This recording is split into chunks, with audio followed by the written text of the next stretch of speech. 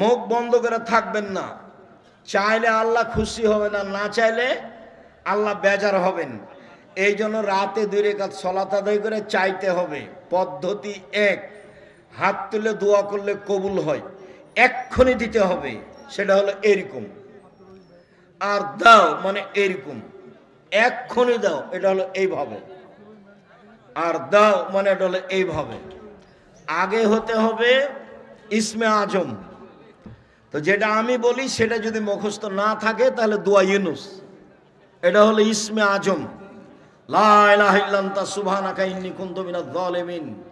দ্বিতীয় হলো দুরুদে ইব্রাহিম, অন্য দুরুদ নয়, দুরুদে ইব্রাহিম।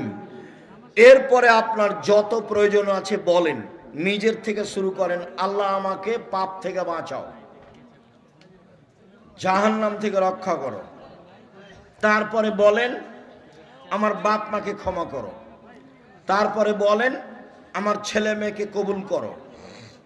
তারপরে বলেন আমার অর্থ সম্পদ জমি জায়গায় বরকত দান করো, ব্যবসা বাণিজ্যে নিরাপত্তা দাও।